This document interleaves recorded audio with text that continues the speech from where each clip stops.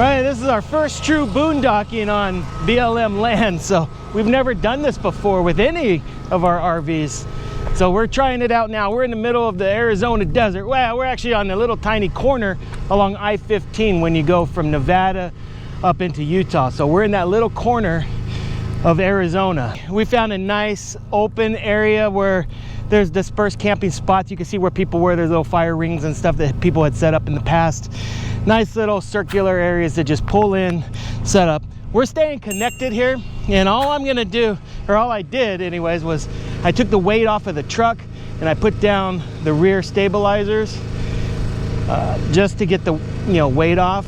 We're fairly level. We got the generator running. We do have our solar and our inverter, but to run air conditioners for long term, we got the generator running. We may run it all night. Shouldn't be a problem. But I'm gonna go ahead and get Starlink set up so we have internet, and we'll be comfortable. I'll go work on some video editing. Kids can watch some TV or whatnot, play games, things like that. And we're just gonna hang out here for the rest of the day and sleep here tonight.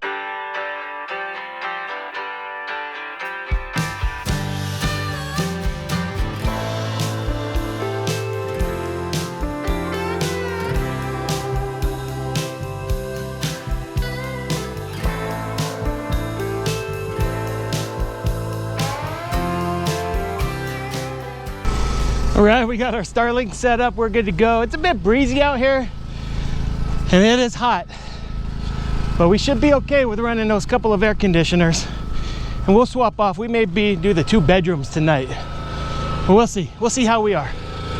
It might cool down enough tonight. All right, let's go inside, cool off.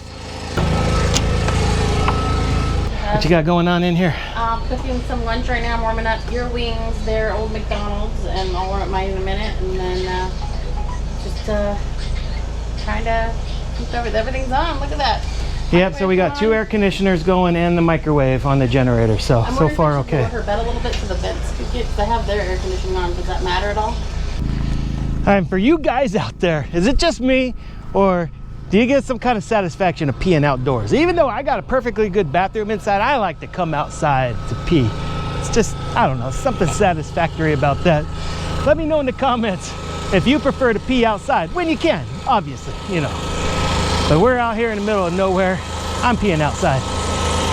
It's just, one of those things. It's a, ladies, it's a guy thing.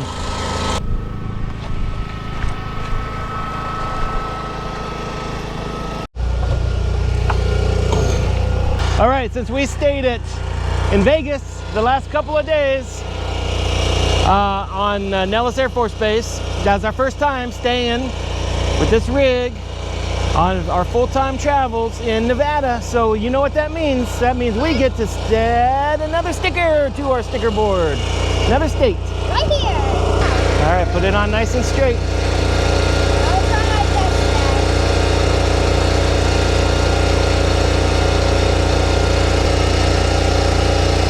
Good. Good job. Good job. All right. We're filling them in. All right. Keep watching for all of our adventures, because we're going to be hitting all 50 states. That's the goal. All 50 states. Obviously, we won't be taking the rig to Hawaii, but we got to visit Hawaii. Yeah, we are going to visit Hawaii, but we still get to, it still counts. We get to put up a sticker because we have been there. That's right. It's the full-timers probably.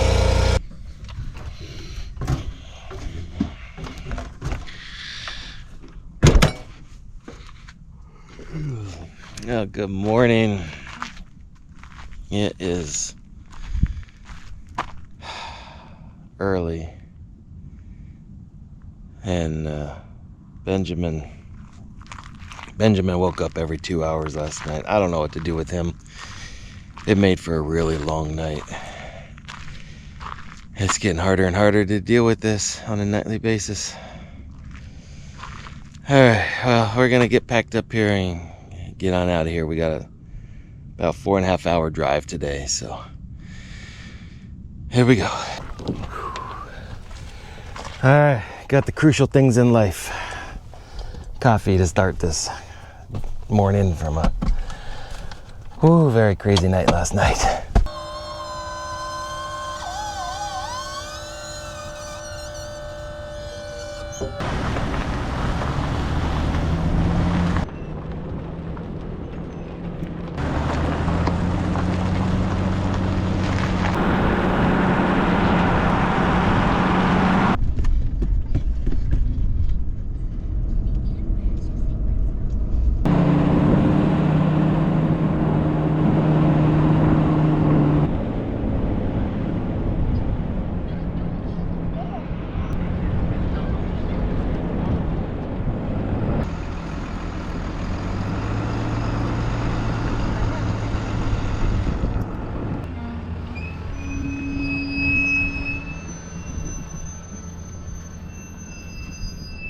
Welcome to Hill Air Force Base, my very first duty station right out of basic training and tech school. This is where I came 30 years ago. I got stationed here in 1995. I left here in 1998, and that's the last time I've been here. So, been about 26 years since I've been here. It's, I'm sure a lot has changed, and maybe some things haven't. We're gonna go check this area out once we get settled in.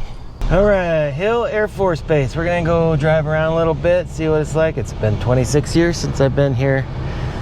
I know there's probably some changes, like this campground. I don't believe this campground was here. I don't remember it. Let's go check out where I used to live.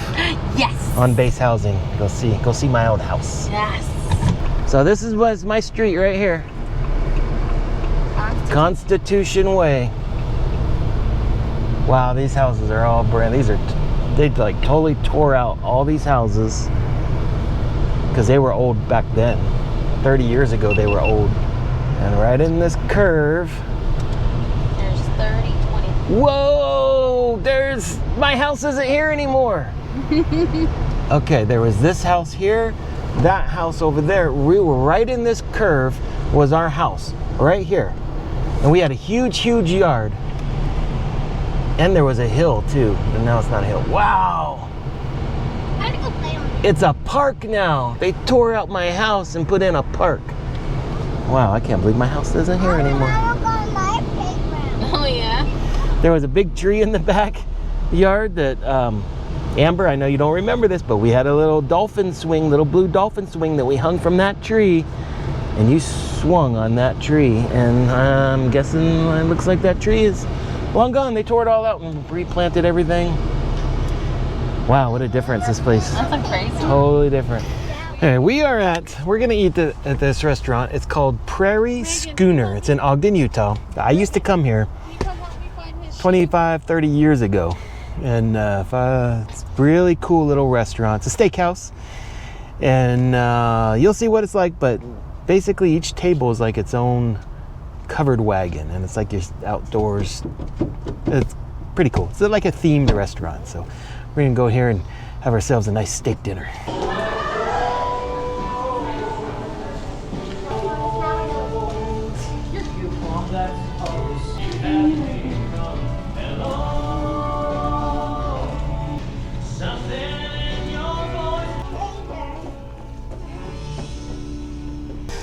All right, so the neat thing about this restaurant is every table is its own little covered wagon. So it's like you're sitting in a little covered wagon, and it's like you're outdoors. So they got, it's just a cool little themed restaurant. Pretty neat.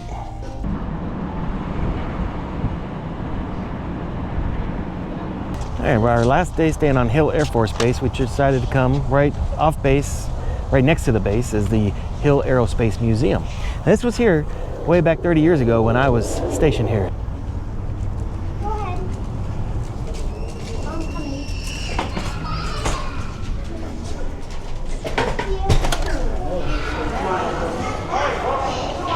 Oh, look, there's the Wright brothers plane. See that? You know that. We saw that one in North Carolina. The Hill Aerospace Museum is one of the coolest free attractions in the state of Utah. And yes, I said free. This place is home to over 90 military aircraft, missiles, and aerospace vehicles, all displayed across 2 massive hangars and an outdoor air park. What's really impressive is the history packed into this place. You'll find aircraft dating all the way back to World War II, alongside jets from the Cold War era, and even more modern planes that were used in recent military operations. Look, I love this one. So I have here a replica of the Trinity site, the first nuclear bomb that was dropped. You know, they called it the Gadget. It was the pre-runner to the Fat Man and Little Boy that they dropped on Hiroshima and Nagasaki kind of thing.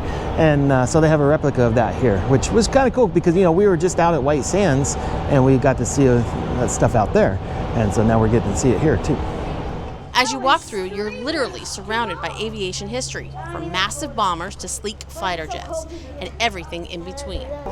Here it is, the F-16. This is the airframe that I worked on back in my aircraft maintenance days when I was a weapons loader before I became an air traffic controller. I worked on this airframe right here.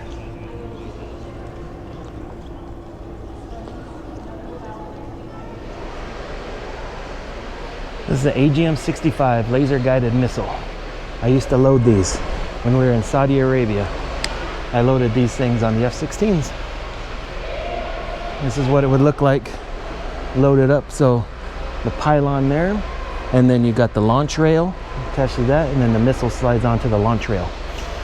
This is just a cockpit simulator for training for both, pilots can use it, but it's also for maintenance training, so you can troubleshoot and figure out how to troubleshoot things using a simulator cockpit. And this aircraft here, right behind me, this is the F-15 Eagle.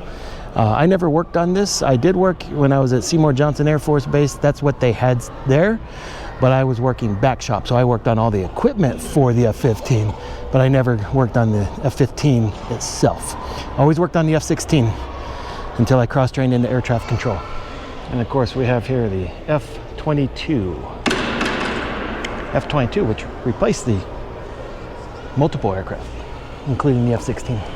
And here we have what is most likely still to this day the world's fastest airplane, the SR-71 Blackbird. It's an impressive airplane, and as far as we know, still holds the fastest airplane speed record. There may be others that we don't know about, but as of right now, and this one's not even in service anymore. They don't even use the SR-71s anymore, and it's still the fastest airplane in the world, that we know of. Right here we have the U-2. Now, when I was an air traffic controller in Okinawa, we had these temporarily stationed with us, so we got to watch them land and take off, and I had controlled them as an air traffic controller, and it was out of Kadena Air Base, and it was pretty impressive watching these things. So the other aircraft that I controlled when I was at White Sands out of Holloman Air Force Base was the F-117 Nighthawk, and they no longer fly these. In fact, they were phasing them out as I was retiring from the Air Force, and they were bringing in the F-22s. One of the highlights here is how close you can get to these aircraft. You're not just looking at them from a distance, you're standing right underneath machines that flew thousands of feet above the earth. The museum is actually part of Hill Air Force Base, which has been a key player in aircraft maintenance and logistics since it opened in 1940. It's the A-10 Warthog. The A-10 is basically a gun with wings. This is its main thing right here, is the gun. And today, this museum helps preserve that legacy, honoring the men and women who served and the incredible technology that powered decades of aviation history. Whether you're an aviation enthusiast or just looking for something unique and family-friendly to explore, this place is definitely worth the stop. So here's a display of some missiles, and I loaded 2 of these types of missiles here. I loaded the AIM-9 Sidewinder, which is a heat-seeking missile, and the AIM-7 Sparrow, which is the radar-guided missile. So those were the 2 missiles that I was responsible for loading on the F-16 aircraft. Come this way so you're not in he's filming. Thanks.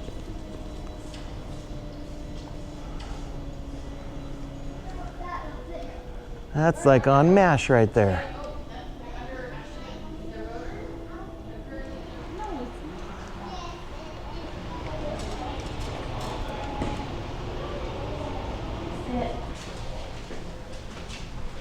On the airplane. It's on the airplane. You want to go sit down? Go sit down.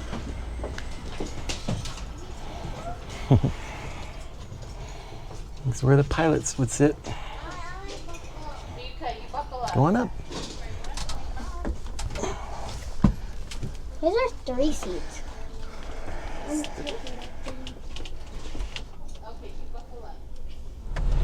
Well, that was a fun blast from the past. Oh my goodness. Well, Seeing, it was a bunch of old planes stuff, but then seeing some of the stuff that I actually was familiar with, things that I worked on in my maintenance days, and some that I controlled when I was in my air traffic control days. So that was pretty cool seeing that stuff. So what a fun day. it was wicked fun. I loved seeing all the different airplanes and how they were used and utilized. We actually got to sit on an airplane.